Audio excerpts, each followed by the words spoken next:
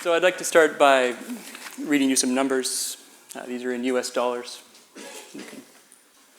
So 4,508,132, 61,520, 1,193,098, 20,003,522, 251,135, 175,115, 51,909. I can't see that bottom one, but it's big too. There we go. So these are bids that I witnessed in order in the Anchorage, Alaska library not long ago. And there were 667 of them.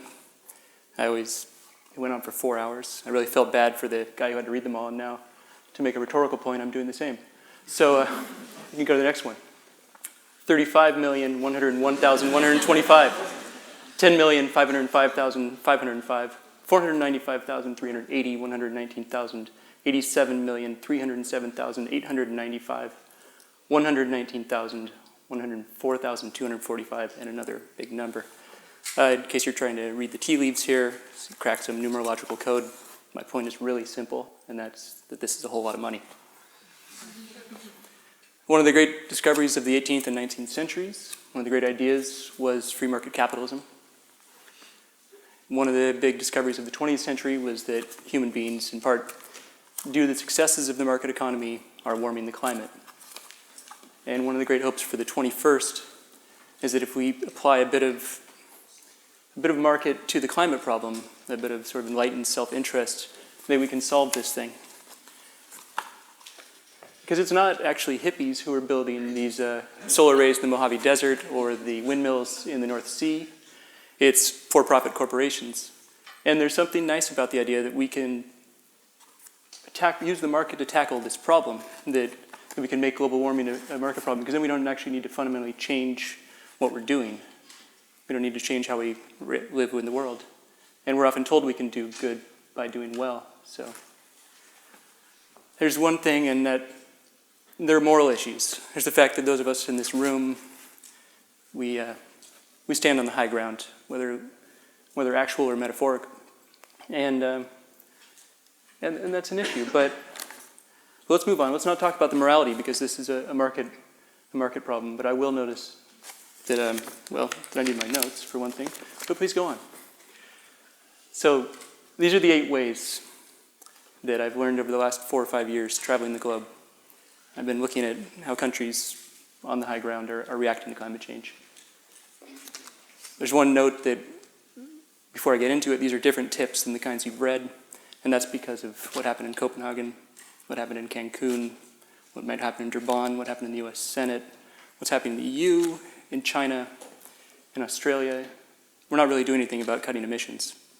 There was just last week, it was news that 2010 was the highest year for emissions ever. We're not just keeping our emissions steady, we're accelerating.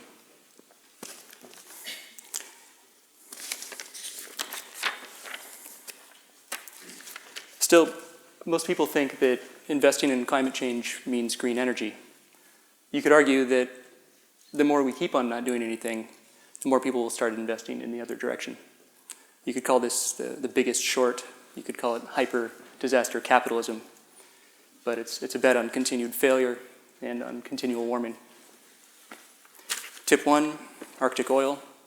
Those numbers I read you before, 87 million, whatever it was, those were bids for the Chukchi Sea, which is the place where I believe 10 to 20% of the world's polar bears live. It also has enough oil to power 25 million cars for 35 years. Go next slide, please.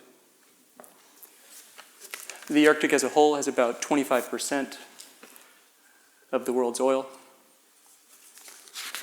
And of course, it's getting easier to access. It's easier to drill, it's easier to ship, and it's because the ice is pulling back.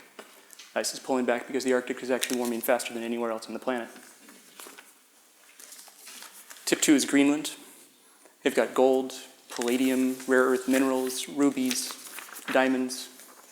They've got 57,000 people. They've got conference centers where people who are concerned about the climate can go and show their concern. A bunch of ministers were just there. Lots of tourists are going to Greenland. In fact, more ever, because people want to see things melt. Right now, Greenpeace is actually in Greenland because Cairn Energy, a Scottish concern, is drilling Greenland's first oil wells. Greenland also has a ton of oil. I think it was 30 million barrels or something like that. Next slide, please. Up on the west coast is Black Angel Mine. This has one of the highest grade zinc deposits in the world. And Black Angel is interesting. It was closed for about 20 years. The reason it reopened is that, for one, shipping season is longer, 8 months rather than 6. The ice is gone. 2, one of the geologists was hiking around there recently, and he visited the foot of this glacier that had pulled back. And there was a zinc deposit just as big as the original vein, just as pure. And it was there because the ice had melted. Greenland is hoping to get its independence from Denmark, and they think they can pay for it with mining, and they're willing to cut a deal. I know what you're thinking. Is Greenland shooting itself in the foot? They're a coastal nation. We always hear about the ice that could all melt if it does. Florida, Bangladesh, the Maldives will all be under 25 feet of water. But I think there's a metaphor here. I'll tell you about isostatic rebound, which is the process by which, when ice melts, a continent goes up. Greenland is actually rising faster than the sea. Next tip is water rights. Now, after an inconvenient truth, there was a big rush into investment funds and into buying water utilities, which I got to tell you is an amateur move. Water utilities are really regulated. Governments aren't going to let you jack up water prices when the crisis really hits.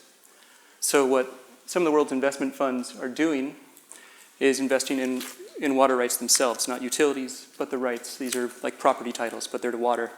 The biggest markets for these are the 2 places that have had the 2 worst droughts in the developing world, Australia and the Colorado River system. Another good way to make money off of water is the transporting of it to those who are the rights holders. This is the AllAmerican Canal. It's on the border with Mexico, and it's being lined so that there's not a single drop extra that goes over to Mexico than they get on the treaty. And now I think San Diego is going to get another $22 billion gallons a year, and thousands of Mexican farmers are about to have their wells run dry. The company that came up with this is Parsons. They are the same ones who did Nawapa, which was a big plan to divert Canadian rivers and run them to the south. Speaking of Greenland, speaking of water, there's actually a Department of Ice and Water in Greenland, which does exports. They're looking to export icebergs. You're wondering how that can happen? Well, Dassault Systems, a French 3D modeler, has actually looked at how to do it, how to tow it to the tropics, how to sell it to the tropics. Next, food and farmland. I think it was just last week or last month that science showed that there's a statistical proof that climate change is already affecting agricultural yields and thus affecting food prices, which are maybe 20% higher than they would be over the last 30 years. The food crisis, we talked about that before. We talked about the financial crisis in 2008. We might use the term again, except we used it back then because food prices are now what they were. But in 2008, it was actually affected by, the next slide, affected by the drought in the Murray-Darling in Australia. Australia stopped exporting rice. Places like India and Vietnam stopped exporting rice too. They were worried about their supplies. Then we had food riots in Egypt, Haiti, Bangladesh, Philippines. Right around that same time was the trend that people have identified as the Farmland Grab. Activists call it that. Some 80 million hectares have transferred ownership, mostly from poor countries to rich countries and corporations. Big buyers include China, Saudi Arabia, United Arab Emirates, and BlackRock, Morgan Stanley. They're involved as well, Goldman Sachs. Target countries, Brazil is big. There's a British company that actually made all their money on gold in Greenland, took that money and started buying farmland in Brazil. There's a big push in the Ukraine, a push in Ethiopia and Sudan. That's because of the Nile, which runs through Ethiopia and Sudan.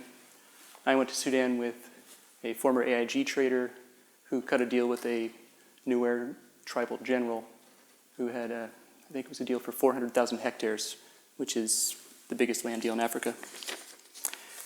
Why Ukraine? Why is that so big?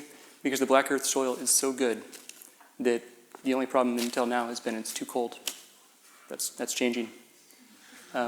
An investment banker at one of the biggest banks in New York explained to me how the land was aggregated there. Middlemen walked around to all the peasant farmers, and they offered them vodka and a few months of grain for their land. And I asked him, literally vodka and grain? He said, yeah, literally vodka and grain. Tip number 5, firefighting and insurance. There's a rash of private firefighting companies in California. Their business model is pretty easy. Pay them, and they'll stop your house from burning. So you can alternately get it through your insurance company. And speaking of insurance, it's counterintuitive, but insurance may not be a bad bet if you want to buy stocks for climate change, because things like fires, things like Hurricane Ike, which did such damage to Galveston, Texas, this is free advertising on a biblical scale. And as long as they've priced these risks into their model, and believe me, the way Munich RE and Swiss RE are talking about it, they will, and they just have more business. Tip 6, border controls. Perhaps you've heard the term climate migrants, climate refugees.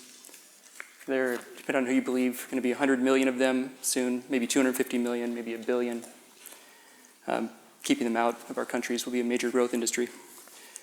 They'll come from places like Bangladesh, which is where the NGOs are teaching villagers to start raising ducks, not chickens, because ducks float.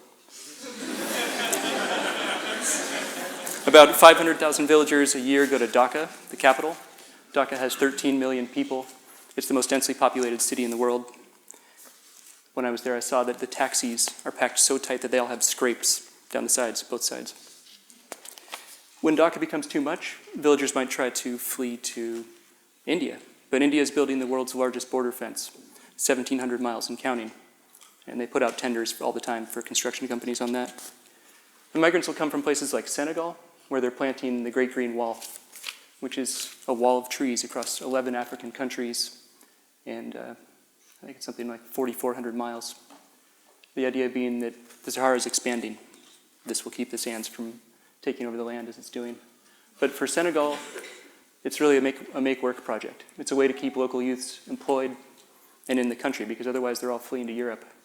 They call it la bataille, the battle. And they first were going in ships to the Canary Islands, or rather little fishing boats.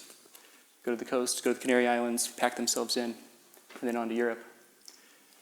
That route got closed down by an agreement between Spain and Senegal. Coast guards of both countries closed it off. So then across the Sahara to Libya, that's closed down too. Now Greece is a hotspot. If they make a wrong turn, they'll end up in places like Malta, which is where you end up if you're trying to take a tiny boat. Look at them, they're all the same. And go to Italy. Malta puts them in jail for 18 months, a mandatory sentence to deter any of that. And all the countries, Frontex, the new border agency in Europe, all the countries are building up their immigration defenses. They're buying tents, they're buying uniforms, they're buying ships. It's a big growth. Tip 7, well, we're talking about walls. There's I forgot about, we in America have our own border control here. And that's what happens if you cross from Mexico. And the next one is the AllAmerican Canal again. That's actually like a moat. About 600, mostly migrants, have drowned in that since the 40s. Next slide. Coastal defenses. It's really the Dutch who are going to make all the money here because they've got the practice. And they've got the entrepreneurial spirit. They're making proposals all over the world. I actually looked at the different projects proposed for places like London, New York, Venice, Rotterdam.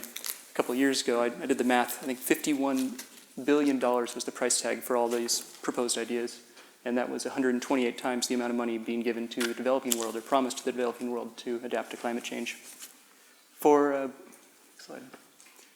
Dutch company Arcadis has a proposal for New York City, which will close off the harbor. They put it across the Verrazano Narrows, and that'll save the harbor. Next slide. Maybe another metaphor here. The bridge, or this barrier will actually save Manhattan, it'll save Wall Street, but it'll make the storm surge that much worse in Long Island, some of the poorer outlying areas. The water will rush against it and flood off. Alex Steffen already talked about this. Geoengineering. This is tip 8. This is for when things like seawalls aren't even enough. The intentional manipulation of the climate by planetary scale measures when our social engineering didn't work. The Royal Societies talked about this, the National Academies, DARPA, the US Congress, Government Accounting Office, Oxford had looked into it. Bill Gates has funded some of this quietly. It's out there. The American Enterprise Institute, which is one of our think tanks that really focuses on the free market economy. They used to be known for climate denial, but lately they've been lobbying for geoengineering techniques. There are a few techniques that they will do it. One of them is to basically dump a bunch of iron or whatever. It'll cause algae to bloom in the oceans, and that'll suck the carbon out of the air. But really the most promising technology is SRM, which is solar radiation management. Next slide. That's something that's been proposed and then patented by a company called Intellectual Ventures near Seattle. It's run by Nathan Myhrvold, who was the former futurist for Bill Gates at Microsoft. It's famous for coming up with patents and ideas. And I asked Myhrvold, why are you doing this? Are you trying to make money off of this? And he said, no. In this case, we're not trying to make money. We just think that no one's ever going to cut emissions, and we want to control who uses this. And so I take him at his word. One thing about it, though, he who controls the lever controls everything. That's probably going to be us in the developed world. And no matter what you do with emission, or what you do with temperature, you can't get the rainfall to be back. So in this scenario, we got the temperature back to where we want it, but rainfall in Southeast Asia and Africa is back to 0. I take Myhrvold at his word, and at the same time, if any of you are planning to make money off climate change, I'd recommend that you patent any geoengineering that's left.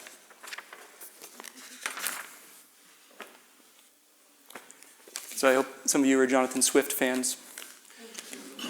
And this is the point where my talk breaks down. Ironically, it's also the point in the long-to-be-finished book that's now plenty late, also breaks down. Kind of embarrassing at this point that I can't come up with what's next. I can't say what's next. But I don't know. I think the one thing I've seen in all of this is that you can't, when it's the rich countries and rich people who are pretty much protected from climate change, you can't appeal to self-interest. When you could just as easily bet against it, and bet on failure as bet on success, then appealing to self-interest doesn't work. And so I wonder, if not asking us to be selfish, if we should ask people to be their higher selves. If maybe the argument to get people to do the right thing is just say, do the right thing.